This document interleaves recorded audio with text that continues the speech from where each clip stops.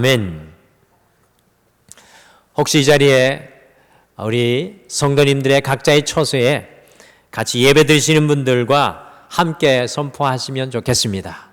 혹시 우리 성전 안에 마스크 하신 분들은 마스크 너머로 말 못하니까 눈인사를 하셔도 좋겠습니다. 가정에 계신 분들은 같이 서로서로에게 이렇게 인사하셨으면 좋겠습니다. 주님 부활하셨습니다. 같이 인사하시죠. 주님 부활하셨습니다. 우리 이번에는 우리의 가슴에 손을 얹고 두 번만 같이 우리 스스로에게 선포해 주셨으면 좋겠습니다. 주님 부활하셨습니다. 같이 선포하겠습니다. 주님 부활하셨습니다. 주님 부활하셨습니다. 아멘. 벌써 사전투표가 시작이 되어서 4월 15일에 선거날이 다가오고 있습니다.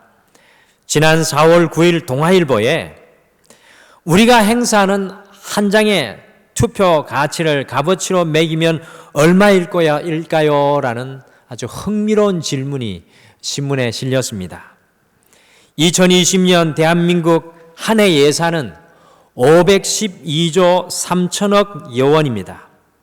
이번 총선에서 당선되는 국회의원의 임기가 4년 동안이라고 했을 때 매해 이 정도 수준의 예산이 편성된다고 가정했을 때 의원들이 임기 4년간 다루는 예산은 2049조 2천억 여원에 달합니다.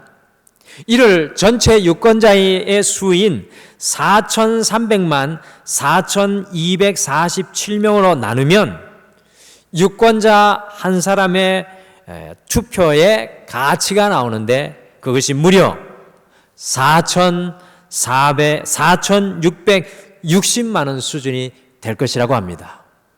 여러분들 놀랍지 않습니까? 그러니까 우리가 던지는 한 표가 참으로 큰 값어치가 있다는 것을 우리가 깨닫게 됩니다. 지난주에 종려주일, 그리고 이번 주에 고난주간을 이어서 오늘은 우리가 부활절날에 이르게 되었는데 과연 이 부활절은 여러분과 저에게 얼마만큼의 가치가 있는 주일입니까? 신앙생활을 오래 하신 분들께서는 지금까지 여러 번의 이 부활절을 지켜오고 계신데 여러분들에게 2020년의 이 부활절은 어떤 날이십니까? 오늘 부활절을 다시 맞이하여 우리 스스로에게 부활절은 과연 나에게 어떤 날인가를 심각하게 질문해 보는 것은 참으로 우리에게 영적으로 소중한 일인 것 같습니다. 우리가 이번 한 주에는 이 부활하신 주님이 나에게 어떤 의미가 되고 부활의 주님이 나에게 얼마만치의 값어치가 되는지 우리에게 비추어 보고 또 적용해 보아야 될 것입니다. 78세가 되어서 연로하신 분이 오랜 동안 신앙생활을 하던 중에 신약성경을 다 읽게 되었습니다. 이분이 신약성경을 다 읽고 난 후에 자신에게 가장 감명 깊은 단어가 있었는데 그것을 부활이라고 고백하였습니다. 우리 기독교는 부활의 종교입니다. 이 부활신앙이 우리에게 없다면 믿음도 헛되고 교회도 존재하지 않았으며 소망도 필요 없고 믿는 자에게 주어진 미래의 약속도 모두 헛된 것들입니다. 여러분들 부활의 신앙은 마치 동면의 양면과도 같습니다. 부활신앙의 한쪽 면은 마지막 날에 우리 주 예수 그리스도께서 이 땅에 다시 오실 때 모든 믿는 자들이 죽음에서 부활하여서 하나님과 영원히 거하게 될 것이라는 이 종말론적이고 미래적인 부활신앙입니다. 다른 한쪽 면의 부활신앙은 미래의 부활뿐만 아니라 지금 이 순간에 부활하신 예수님께서 우리에게 채워주시는 그 부활의 능력을 경험하며 살아가는 현재적 부활의 신앙입니다. 하나님의 자녀인 우리에게는 두 가지의 부활의 역사가 일어나야 합니다. 동시에 일어나야 합니다. 이 미래적 부활의 역사와 현재적 부활의 역사. 미래의 부활의 역사는 믿는 모든 자들에게 선물로 주어지는 것입니다. 그러나 현재적인 부활의 역사는 지금 이곳에서 주의 성전인 우리가 믿음으로 살아가며 끊임없이 누리고 살아가야 할 그리스도인에게 주어진 특권입니다.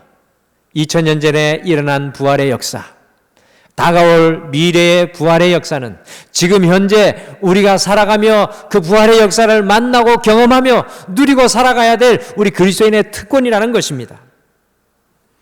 사랑하는 성도 여러분, 예수님께서 죽음을 이기시고 부활하셨건만 우리가 아직도 생의 환멸을 느끼고 소망을 잃고 살아가고 있다면 그 부활이 도대체 우리에게 무슨 소용이 되겠습니까? 그 부활이 우리에게 어떻게 적용이 되겠습니까?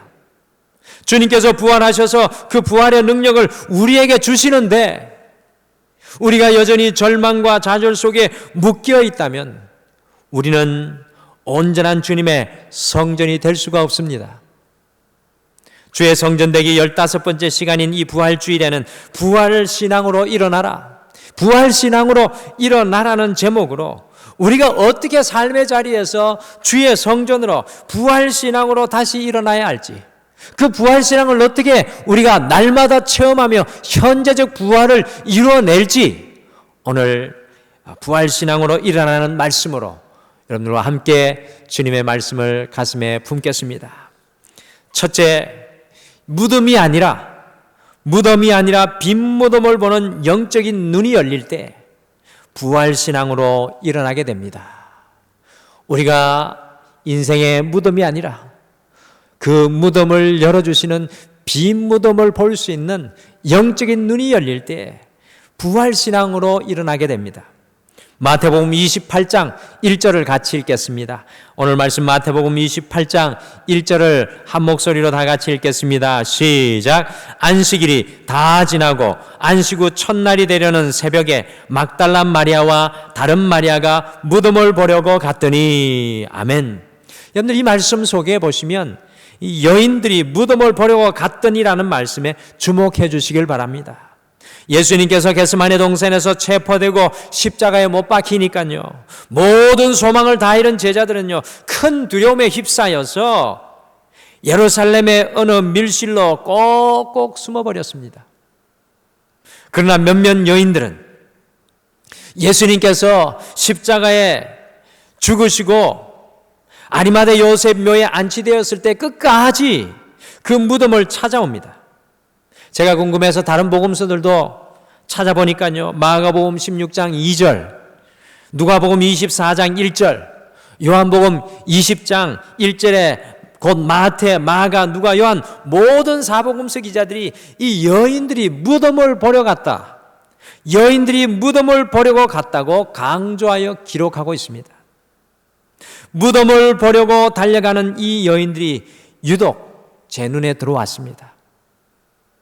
이제껏 예수님만 바라보고 예수님만 쫓아왔는데 예수님께서 십자가에 돌아가시고 예수님을 잃어버리니 그들의 삶의 방향이 바뀌어서 무덤을 향해 달려가고 있는 여인들의 모습입니다.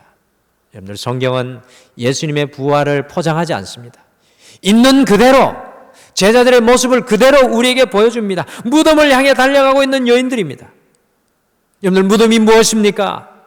무덤은 생명의 활동이 정지하여 있는 곳, 무덤은 모든 것이 끝나버리는 곳, 모든 소망이 사라진 묶임의 장소이며 모든 부정을 상징합니다. 예수님을 잃어버린 인생들이 달려간 곳이 바로 이 무덤이었습니다. 예수님을 잃어버린 인생이 달려갈 곳은 무덤입니다. 아무런 소망 없고 생명이 멈추고 모든 것이 끝나버린 장소로 달려가는 모습을 사복음서 기자들이 동일하게 가감없이 무덤을 향해 가는 인생들로 표현하고 있습니다. 저는 이것을 보면서 예수님을 잃어버린 영혼들의 종착지는 무덤이라는 것을 가슴 깊이 절감하게 되었습니다. 예수님을 잃어버린 영혼들의 종착지는 무덤입니다. 덴마크의 철학자 키에르 케고르는 인간은 마치 사형 선고를 받은 사람이 사형 집행장으로 끌려가는 것과 같다고 말했습니다. 예수님 없는 인생은요, 50년이 40년의 삶이 30년의 삶이 20년의 삶이 남았든 간에 그 사람은 결국 사형장으로 끌려가는 날을 기다리는 시한부 인생이며 무덤을 향해 달려나가는 인생입니다. 부활이 아니라 영원한 죽음을 향하여 달려나가고 있는 무덤을 향하는 인생이라는 것입니다. 사랑하는 성도 여러분, 이 부활절, 이 예배를 드리며 과연 우리는 어디로 달려가고 있습니까? 과연 우리는 어디로 달려가고 있습니까? 우리의 삶에서 예수님을 잃어버리면 우리의 인생은 부활의 아침 무덤으로 달려갔던 여인들과 같을 수밖에 없습니다. 생명의 주님 부활하셨는데 무덤으로 달려가는 그 여인들의 가슴 아픈 모습입니다. 예수님 없는 인생은 죽음의 자리, 절망의 자리, 실패의 자리, 좌절의 자리, 인생의 무덤으로 달려갈 수밖에 없습니다. 예수님을 잃어버린 인생은 죄의 자리, 교만의 자리, 싸움의 자리, 불화의 자리, 어둠과 죄악의 자리인 영적인 무덤에 스스로 묶일 수밖에 없습니다. 오늘 제자들의 모습이 그렇고요. 무덤을 향해 달려나가는 여인들의 모습이 그렇습니다. 그러나 이 여인들이 주일 아침 일찍 무덤을 보러 갔으나 빈 무덤을 보게 되는 은혜를 경험하게 되었습니다.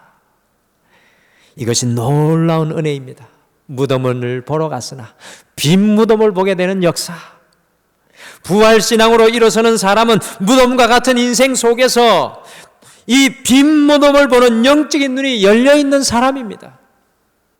오늘 이 무덤은 모든 것이 끝났다는 세상의 마침표를 보여주지만 빈 무덤을 발견한 여인들은 이것이 끝이 아니라 It is not the end.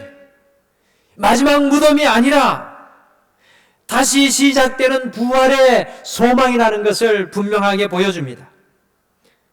우리가 인생을 살아가다 보면 실패의 무덤, 좌절의 무덤, 걱정의 무덤, 질병의 무덤, 관계의 무덤을 만날 때가 있습니다. 우리가 코로나19라는 큰 무덤에 쌓였어요. 기독교 130년 역사 속에 전례도 없었던 예배, 공동 예배가 중단되는 큰 무덤 앞에 서 있습니다. 믿음이 없는 사람들은요, 그 무덤에 묶여 살아갑니다. 그 무덤만 바라보고 살아갑니다.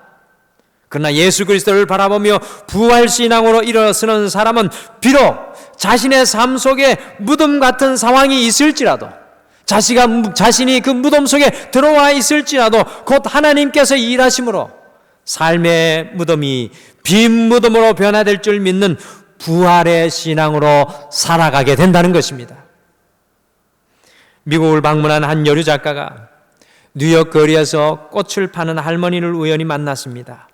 할머니는 남루한 옷차림에 금방이라도 쓰러질 듯이 나약한 그런 모습이었는데 얼굴은 온통 즐거운 표정이었습니다. 여류 작가가 하도 신기해서 아름다운 꽃들을 보면서 그 할머니의 표정을 살폈습니다. 그리고 이렇게 넌지시 물어보았습니다. 할머니, 뭐가 그렇게 즐거우신가요? 그러자 할머니는 한껏 미소를 띤 얼굴로 이렇게 대답했습니다. 왜 즐겁지 않겠어요? 세상이 이렇게 아름다운데요. 여류 작가는 다시 물었습니다. 번뇌에 대해 마음 편히 생각하시는 재주가 있으시군요. 그러자 할머니는 여류 작가의 손을 꼭 잡으면서 이렇게 대답하는 것입니다. 예수 그리스도가 십자가에 못 박혀 돌아가실 때 그날은 가장 슬픈 하루죠. 그런데 사흘 후 부활하지 않았나요? 그래서 저는 불행하다고 생각할 때마다 사흘을 기다린답니다. 그러면 이상하게도 모든 게 정상으로 변해 있는 거예요. 할머니의 답변은 여류 작가를 깜짝 놀라게 만들었습니다. 슬픈 일이 있을 때 사흘을 기다린다니 얼마나 평범하면서도 영적인 삶의 태도, 현재적 부활의 삶의 태도입니까? 지금의 번뇌와 고통을 미래에 찾아올 부활의 신앙으로 녹일 줄 아는 삶에 대한 긍정적 믿음, 부활의 신앙의 모습입니다.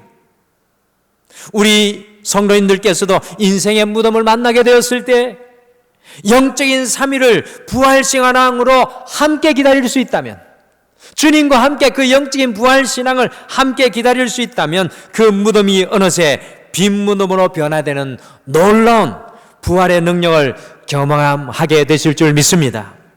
부활신앙으로 일어나는 성도는요, 삶 속에 있는 무덤을 바라보고 그것에 묶여 살아가는 사람들이 아니라 부활하신 예수 그리스도를 믿음으로 의지함으로 그 모든 무덤들이 빈 무덤들이 될 것을 믿음으로 바라보며 살아가는 사람들인 줄 믿습니다. 저는 이 대한민국의 전 세계에 있는 코로나19의 이 위협과 이 무덤과 같은 상황들이 속히 변화되어서 빈 무덤의 역사로 변화될 줄 믿습니다.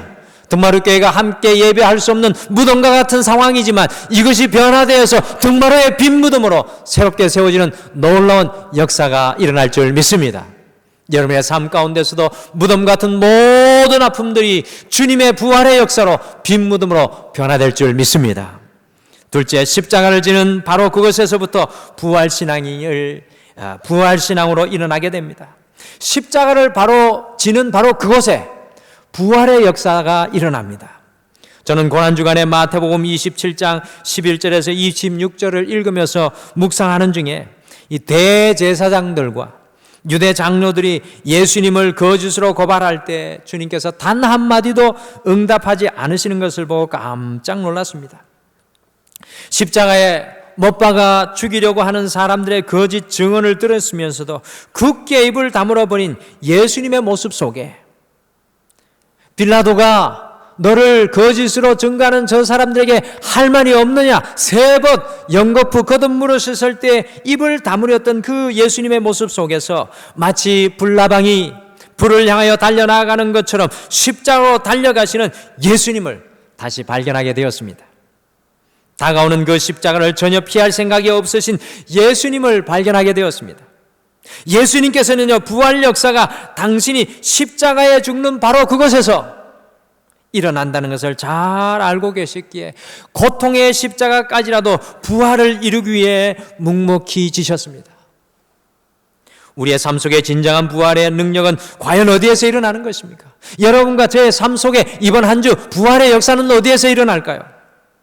사도 바울은 갈라디아서 2장 20절에서 그것을 잘 설명해 주고 있습니다. 갈라디아서 2장 20절 우리 한 목소리로 다 같이 읽겠습니다. 시작. 내가 그리스도와 함께 십자가에 못 박혔나니 그런즉 이제는 내가 사는 것이 아니요 오직 내 안에 그리스도께서 사시는 것이라. 이제 내가 육체 가운데 사는 것은 나를 사랑하사 나를 위하여 자기 자신을 버리신 하나님의 아들을 믿는 믿음 안에서 사는 것이라. 아멘.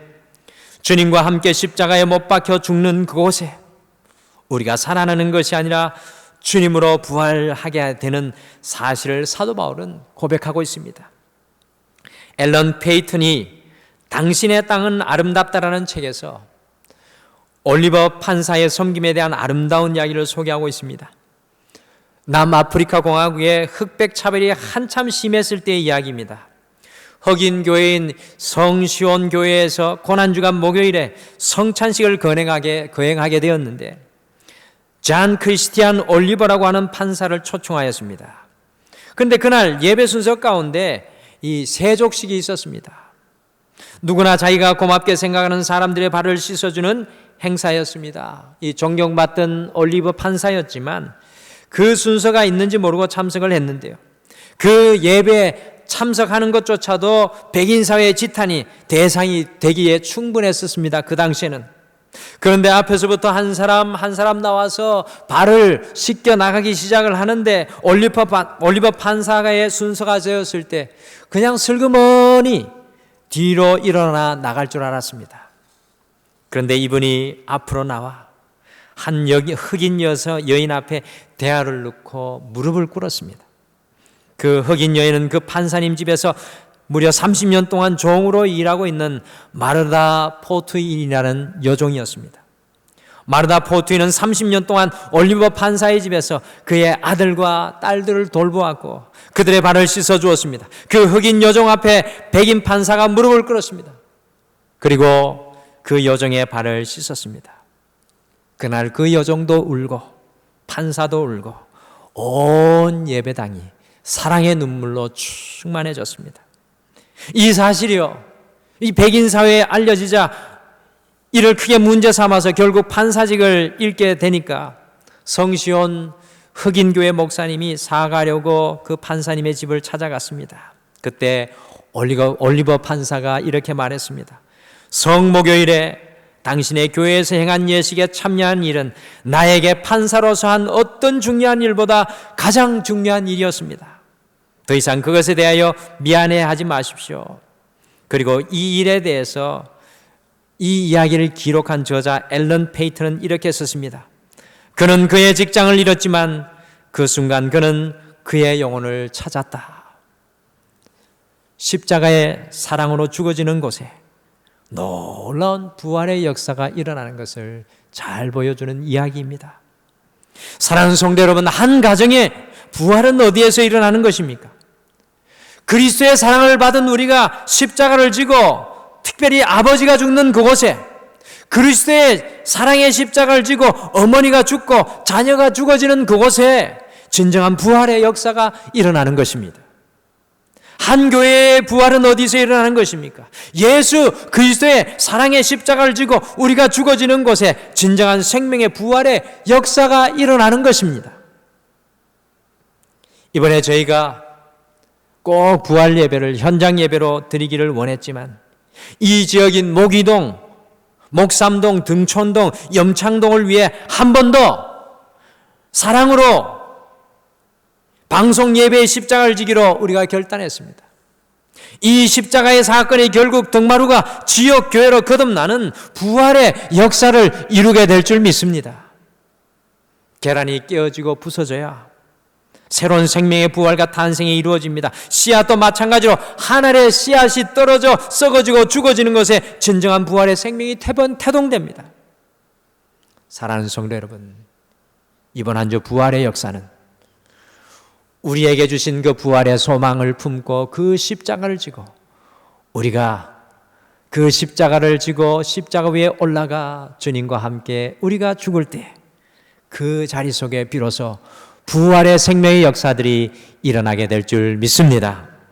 마지막으로 삶의 현장에서 치열하게 믿음으로 살아갈 때 부활의 신앙으로 일어서게 됩니다. 여러분들 그림 하나를 보실까요? 이 그림은 16세기 이탈리아의 화가 카라바조가 그린 그림입니다. 이 그림 자세히 보시면 이 그림의 주인공이 누구인지 아시겠습니까? 성경에 나오는 바로 의심하는 도마가 이 그림의 제목이고 이 그림의 주인공입니다. 그림에 보시면 도마는 두 눈을 부릅뜨고 주님의 부활을 믿지 못하고 의심하면서 예수님의 창자국에 잔인하게 그 찬자국에 손을 넣어서 이리저리 살펴보고 있습니다. 그러나 의심하던 도마가 다시 기독교 역사에 등장하였을 때 부활신앙으로 살아가는 사람으로 놀랍게 변화되는 것을 우리가 발견합니다. 그에게 어떤 일이 일어났을까요? 성경의 기록 이후에 기독교 역사 속에 도마가 AD 52년에 다시 등장하는데 그는 페르시아를 지나서 곧 오늘날로 이란, 이라크를 선교하면서 가장 먼 동쪽인 아시아인 인도에까지 가서 복음을 전파했습니다. 우리는 사도 바울이 유럽을 복음화시킨 최초의 선교사로만 알고 있지만 도마에게 잘 집중하지 않습니다. 그도 그럴 것이 도마에 대한 기록이 많이 남아있지 않기 때문에 그렇습니다. 그러나 기독교 역사는 분명히 말합니다. 의심하였던 도마가 예수님의 십자가의 그 흔적을 보고 그의 남은 삶을 치열하게 부활의 믿음으로 살아냈다는 것입니다. 의심을 이기고 부활하신 그 주님의 믿음으로 그의 인생을 치열하게 살았던 삶의 대표가 도마입니다. 다른 모든 제자들보다 심지어 사도 바울보다 더 멀리 아시아의 최초의 선교사로 복음을 전하다가 AD 72년경에 인도의 브라반 제사장들의 질투를 받아 창에 찔려 순교했는데 그 순교의 현장에 이런 글귀가 쓰여 있습니다. 나는 주님만 예배합니다. 수많은 우상의 신들이 있는 그 인도의 한가운데 가서 부활하신 주님을 증거하며 창에 찔려 마지막 숨을 거두면서 나는 주님만을 예배합니다. 한 달이 넘게 예배하지 못하는 어려움을 겪고 있는데 우리에게도 이러한 고백이 있습니까? 도마의 삶을 보면서 떠오르는 말은 부활의 믿음으로 치열하게 살았던 사람입니다. 주님께서 나를 흘리신 십자가의 흔적, 예수님의 창자국을 보는 순간 나의 남겨진 삶을 허송세월을 할 수 없다고 생각하고 그는 치열하게 부활의 믿음으로 살아가기 시작했습니다. 그래서 도마의 별명은 의심하는 제자가 아니라 치열하게 부활의 믿음으로 살았던 제자가 되어야 합니다. 우리는 지금 100세 시대를 외치면서 건강에 참으로 염려와 신경을 쓰고 살아갑니다. 아마 저도 그 중에 한 사람이라고 생각합니다. 그러나 그리스도인인 우리는 건강이 목적이 되어서는 안 됩니다. 우리가 건강을 신경 쓰는 것은요, 건강하게 사는 것이 목적이 아니라 하나님이 우리를 부르신 그 삶을 치열하게 살기 위해 건강을 지켜내야 한다는 것입니다. 사랑하는 성도 여러분, 지금 우리는 무엇을 위해 치열하게 살아가고 있습니까? 우리는 지금 무엇과 치열하게 다투고 투쟁하고 살아가고 있습니까? 부활의 주님을 고백하고 난 이후에 도마가 살았던 그 삶의 치열함이 우리에게도 있습니까? 그 믿음의 치열함, 믿음의 장소에서 떠나지 않으려고 했던 이 사도 도마의 부활의 그 열정이 있습니까? 그리스도인들은 우리의 삶이 시한부 인생이라는 것을 알고 살아가는 사람들입니다. 우리의 지금 뛰는 심장이 언젠가는 멈출 것을 알고 살아가는 사람들이 그리스도인들입니다. 부활의 믿음으로 살았던 도마의 치열함을 보면서 우리의 삶의 옷깃을 우리가 여비면서 이 부활절에 우리도 치열하게 기쁨으로 부활의 믿음으로 살아가는 천국을 향해 나아가는 시한부 인생들이 되기를 소망해야 될 줄 믿습니다. 우리 한국교회의 한경직 목사님과 더불어 신앙의 거목이셨던 방지일 목사님이 계신데, 이분이 2014년 104세의 나이로 하나님의 부르심을 받았습니다. 언젠가 제가 나눈 말씀인데요, 그 목사님이 이렇게 고백하였습니다. 달을지언정 녹슬지 않겠다. 녹쓰는 것이 두려운 것이지 주님을 위해 달아 없어지는 것은 두렵지 않다. 왜 그렇습니까? 그분에게 부활의 신앙이 넘쳐났기 때문에 그렇습니다. 돌아오는 한 주 우리가 달아 없어지는 것을 결코 두려워하지 아니하고 주님의 영광과 기쁨을 위해 치열하게 믿음으로 살아가시기를 축복합니다. 삶의 현장에서 치열하게 믿음으로 살아갈 때 부활의 신앙으로 우리가 일어나게 될 줄 믿습니다. 주의 성전인 우리는 부활절 단순한 절기 중에 한 날, 이 한 주 그냥 부활절로 보내는 날로 넘어가서는 안 되고요, 부활의 신앙으로 일어서야 합니다. 지금 한국은 부활의 신앙으로 일어서야 할 그러한 때입니다.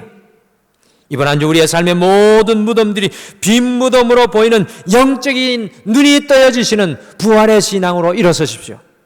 이번 한 주 우리가 지금 져야 할 십자가를 짐으로 부활의 신앙을 일으키십시오. 그리고 이번 한 주 풍랑이 이는 세상 속에서도 치열하게 믿음의 길을 걸으시면서 부활의 신앙으로 일어서시기를 간절히 축복합니다. 우리 이 시간에는 같이 엣지스 찬양팀과 우리 부활하신 주님을 우리 찬양으로 고백하겠습니다. 우리 이 찬양 고백 이후에 우리가 무덤으로 달려가고 있던 우리가 빈 무덤을 발견하고, 또한 십자가를 두려워했던 우리가 십자가를 짐으로 우리 안에 부활의 역사를 일으키고, 마지막으로 우리가 치열하게 부활의 신앙으로 이 땅을 믿음으로 살아갈 수 있도록 우리가 오늘 말씀 붙잡고 함께 기도했으면 좋겠습니다. 우리 다 같이 힘있게 부활하신 그 주님을 함께 믿음으로 고백하겠습니다.